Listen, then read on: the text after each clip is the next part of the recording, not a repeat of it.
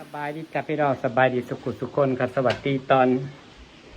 สายๆพี่น้อง10 โมงไปบ้านบ่าวเอื้อสบายดีที่บ้านสวนต้นไม้สวยๆพันลาดเลยจ้าไปหาต้นไม้ฮักกันมาพี่น้องแล้วก็จะไปบ้านบ่าวเอื้อเนาะจะบรรยากาศหลังฝนตกพี่น้องน้ำเต็มสระขักเลยดีเต็มแบบเต็มขักเลยรอเลยคืนนี้ฝนตกแห้งแท้แห้งว่าตกแบบสุดๆเลยพี่น้องน้ำก็เลยเต็มสระบรรยากาศน้ำเต็มสระก็สิประมาณนี้พี่น้องก็สิสวยงามเนี่ยจักหน่อยนี่บรรยากาศน้ำเต็มสระ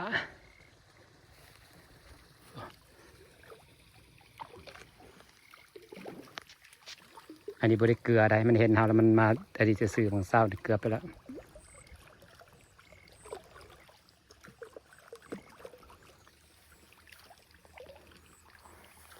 ป้าไปพอกันอยู่บ้านบ่าวเอื้อเด้อพี่น้องจ๋าได้หน่อไม้เอาหน่อไม้ปิดต้ม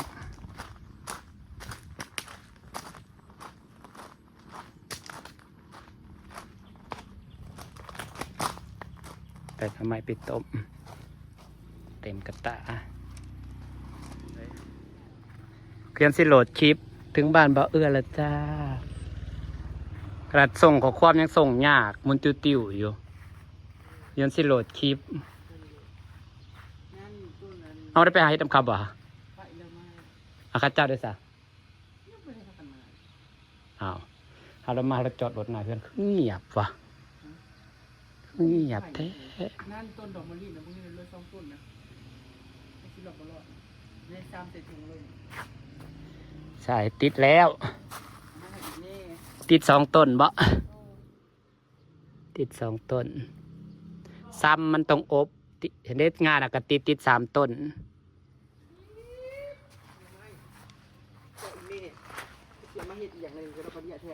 เอามาต้ม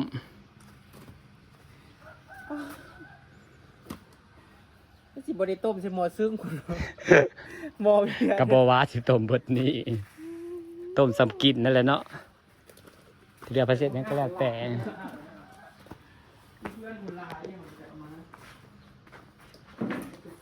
ต้มรอเลยสบายดีเด้อพี่น้องจ้าเฮาเราเงียบว่าคือเงียบแท้ป้าบอกว่าสิไปหาเฮ็ดจังบ่ได้มาอีเลียหรอจังหวัด11 โมงแล้วสงสัยได้เฮ็ดหลายบ่ไปน้ำกัดนั่นแหละเฮ็ดบ่มีผู้ใดได้บ่มีเห็นบ่เมื่อคืนบ้านจับฝนตกอยู่เอาจ้าแห้งพร้อมแห้งน้ำแห้งแบบป๊อฝนเมื่อคืนได้แห้งแบบสุดๆเลยอ่ะแป๊บเดียวไปมาเป็นสัตว์ตาแป๊บเดียวบ่ปุดพอจ่าบ้านข่อยตกตั้งแต่ตี 2จนตี 5จ้าน้ำหอยมากเต็มพังจ้าโอ้อันปิดไปอยู่นะฮะป้าข่าวอันนะเฮ้ยงามใช่ไหมถ้ามาสิตัดถ้ามันได้หนังก็ถ้าสิตัดใบนี่สูงโคตรตัดเห็ดยังมันโอเคแล้วสามีอ่ะเขาจะมันหลุมพวกเข้าว่างไม่เข้าดับข่าวมันกลมตัวสปิตัสเห็นยังเฮ้ยข่าวมันจุดกลมเพราะแห้งจังหน่อยหัวมันกระถอออกมาข่าวกลมแล้วจะสปิตัสเห็ดยังผูกข่าวมันจุดกลมเพราะแห้งงามขนาดมันออกควงมาแต่สิป้า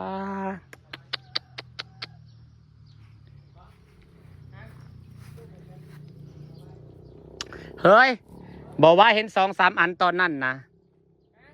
บอกว่าเห็น2-3 อันตอนนั้นนะความจริงเหรอมันขยายไปเบิดแล้วบ่แม่นนะอันมาเดือนที่แล้วเห็น2-3 อันนั่นนะป้าบ่ได้เอามาใส่เพิ่มเหมือนบ่แล้วป้าแล้วกระเสียวลงสาใหญ่อยู่กระตึงแต่แรกอันนี้มันห่มเฮ้ยมันบ่หมักแดดถือแดดน่ะเหลืองบ่แพ้บ่ได้เปลี่ยนน้ำเลยพวกนี้เอามาแป๊บเดียวมันหมักแดดลำไรบ่หมักแดดบ่ว่าเอาออกรถแหน่อันนี้นะแม่นเอาไว้แต่จอกแหละแต่ว่าปลายถ้าทิ่มมันกับผูกไปมนจะไหนมันบ่ได้ออกมา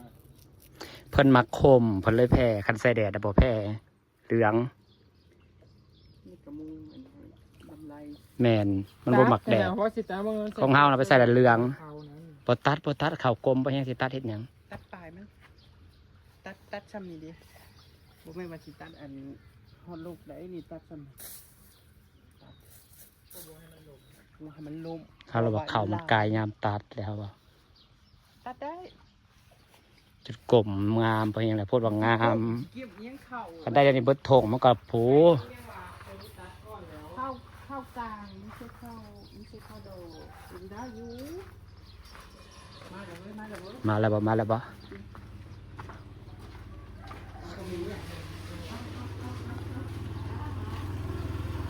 ผมมันใครจะเป็นบาร์นายน้ำหนักนี่นะอีนี่ฮะก้านมูก ยังว่ามันกูมาฮอดเดี๋ยวกูเห็นครึ่งเงียบกูมีไผว่ากูเลยโทร ความอยากนอนอยากนอนมาจะนอน เข้ามาเอากันยังนอน ตื่นเช้าโพดติ อาบน้ำแล้วกันนอนง่าย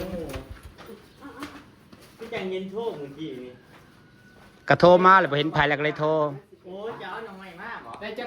ใครว่าจะเอาหน่อไม้มาต้ม เก็บ วะ โคตา ฮะ ดอกใหญ่ๆจะเก็บ เดี๋ยวตาม4 5ดอกบ่ได้เอามา